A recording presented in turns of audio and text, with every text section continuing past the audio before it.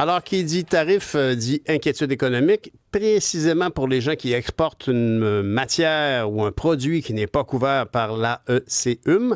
Et il y a des gens, entre autres, qui produisent au Québec de l'aluminium, du cuivre, certaines pièces, morceaux d'acier précisément en tige longue, si je me souviens bien. On va en discuter avec le député du Bloc québécois de Saint-Hyacinthe-Bagotte parce qu'il est responsable des exportations de ressources naturelles. Simon-Pierre Savard-Tremblay. Bonjour Simon-Pierre, comment allez-vous? Oui, bonjour M. Nantel, ça va bien vous aussi? Ben oui, ça va très très bien. Je suis content de vous parler. Génial. Parce qu'il faut trouver, il faut essayer de désassembler le mot tarif puis comprendre ce que ça implique. Ça implique en tout cas un très gros stress pour tous les gens qui gagnent leur vie dans le milieu des ressources naturelles. Ah oui, c'est beaucoup de stress, puis je dirais que c'est toujours... Puis là, ça fait quoi? Ça fait depuis janvier, depuis la sermentation, que c'est du avance-recul là, par rapport à ça, là, qu'on sait plus trop ce qui est vrai. Je trouvais, moi, que ça commençait à ressembler au petit garçon qui criait au loup. C'est quand le loup va être vraiment là, on le croira plus. Ouais. Là, il semblerait qu'il soit vraiment là. Est-ce que Ottawa a couru un peu après? Moi, j'ai l'impression que oui, là, parce que l'échéance du 1er août, c'était pas quelque chose de raisonnable et de responsable. C'était aucunement réaliste. Ceci dit, je suis bien d'accord qu'il vaut mieux ne pas y avoir d'entente que d'avoir une mauvaise entente. Ça, on marche, mais un des problèmes, puis vous le savez, vous avez eu votre ancienne vie en tant que député fédéral. Je sais pas sur quel comité vous étiez pendant vos 8 ans à Ottawa. Surtout au patrimoine. Moi, je suis sur le comité du commerce international, puis on sait à peu près rien, même nous autres. Là, c'est des négociations qui se font probablement entre les deux chefs d'État. Il n'y a aucun coup de fil qui est fait aux autres chefs de partis politiques. Le Parlement n'est pas impliqué par tout. C'est le règne de l'opacité la plus complète. Donc, je pense que le minimum, ce serait d'avoir une table de négo. Puis, il faudrait que le Québec soit là-dessus parce qu'on a une distinction économique. Ben oui. On a une façon de faire. On a un filet de PME. On a des secteurs qui nous sont chers et qui ne sont pas les mêmes que le reste du Canada. Là. Absolument. Ben d'ailleurs, honnêtement, si on parle de l'aluminium, ça touche précisément le Québec. Puis si on parle de la gestion de l'offre, qui pour le moment, on n'en parle pas parce qu'elle est dans la ECM, mais si il n'y a rien qui nous empêche de croire que Donald Trump pourrait dire « Ouais, la ECM, là, c'est de la merde. On jette ce papier-là puis on fait autre chose. » Ça pourrait être une grande inquiétude pour la gestion de l'offre au Québec. Ah oui, absolument, absolument. Puis rappelons, le premier projet de loi qui a été adopté de cette législature-ci, c'est le projet de loi du Bloc pour retirer ça de la table. Autrement dit, maintenant, c'est dans la loi sur les affaires étrangères qu'on ne peut plus toucher à la gestion de l'offre. Par contre, il peut toujours y avoir des façons d'imposer ça quand même unilatéralement. Donc, gardons quand même l'œil ouvert.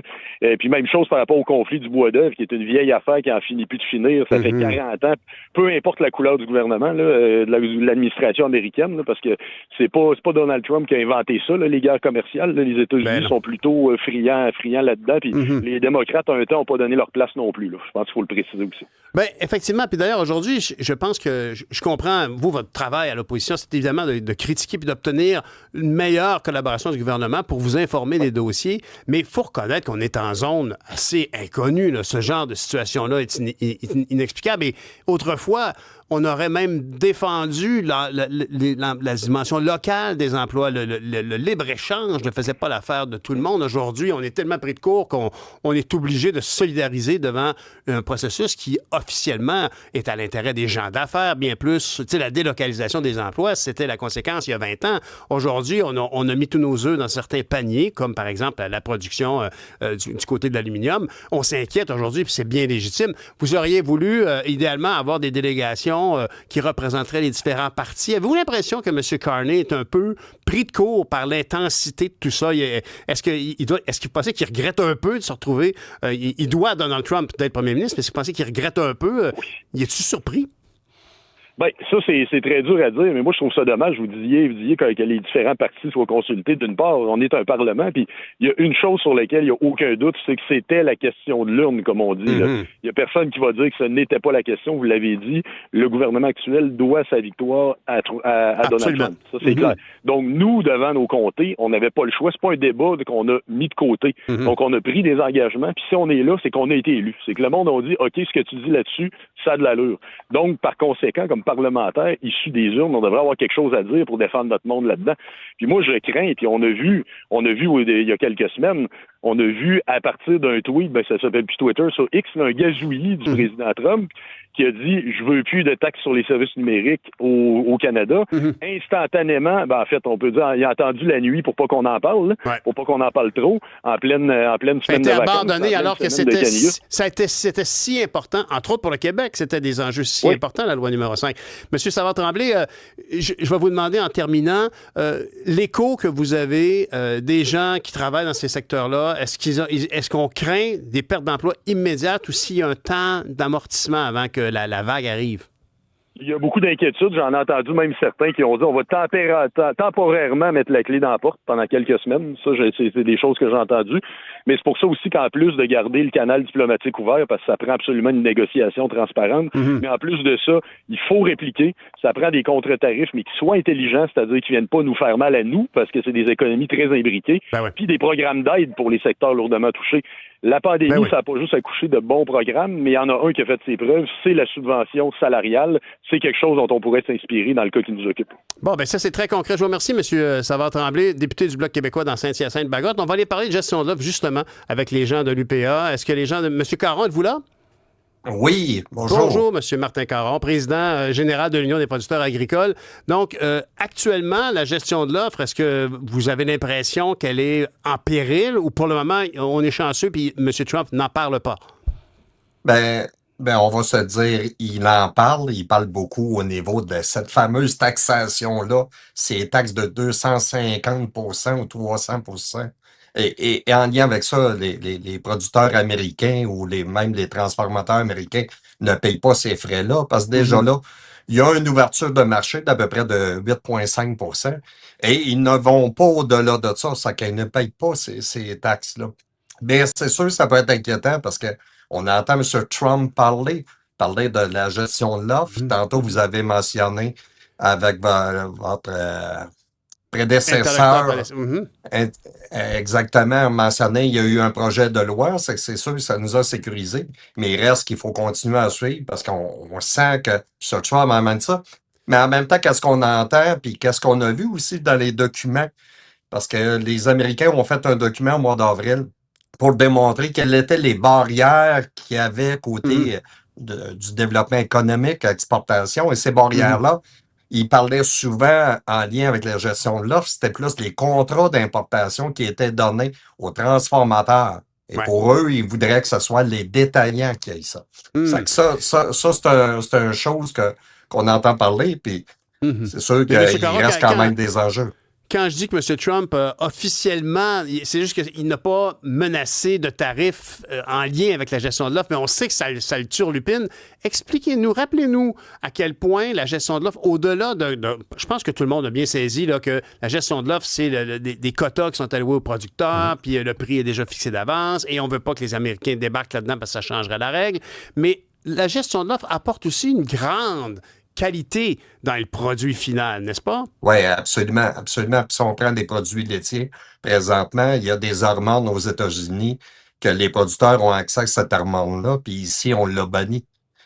C'est des exemples comme ça. Du côté environnemental, c'est la même chose. C'est qu'il y a une qualité de produit, puis en plus de ça, on y va avec un coût de production qui est public, qui est transparent par rapport à l'ensemble.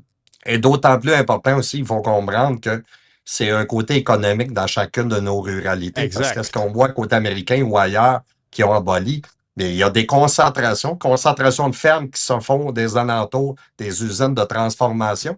C'est les producteurs qui doivent payer. Tandis qu'ici, présentement, on poule, tous les producteurs poulent un prix au niveau du transport. Ça donne une chance au niveau de nos régions rurales un peu plus loin. Bien sûr. Et concrètement, ça veut dire que quand on prend la voiture, les vacances de la construction se terminent, on prend la voiture, on roule, puis on voit un élevage, on voit des vaches, on voit des gens qui s'en occupent, on voit des petites fermes familiales, qui sont de plus en plus grosses, bien sûr, mais c'est quand même des petits entrepreneurs.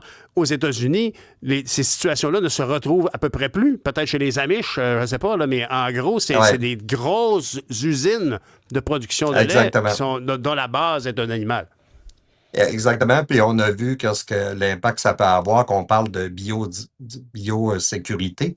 Quand on a des pandémies qui arrivent, comme la grippe aviaire et de la production d'œufs, ben ça allait exploser. Parce que c'est sûr, les poulaillers, il y a un producteur américain qui pourrait faire la production du Québec, là.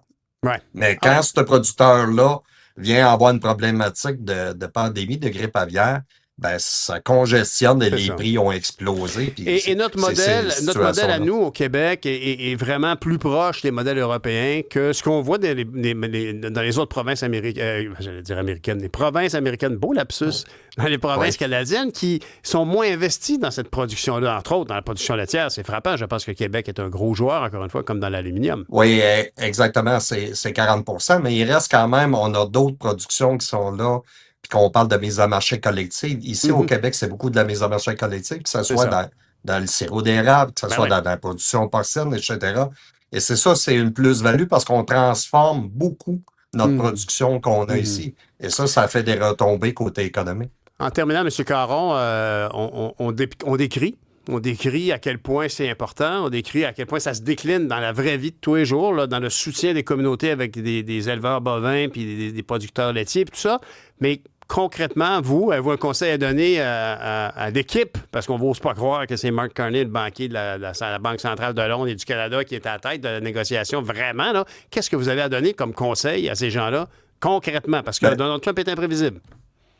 Je vous dirais, j'ai un avantage. Je fais partie du comité canado-américain que M. Trudeau avait mis en place, où ce que Hum. j'ai eu des rencontres avec M. Carney. Mhm. Et je vous dirais, il faut être stratégique dans tout ça. La première des choses, c'est quand on parle de tarifs, c'est une chose. Il y a les contre-tarifs que le Mhm. Canada peut mettre.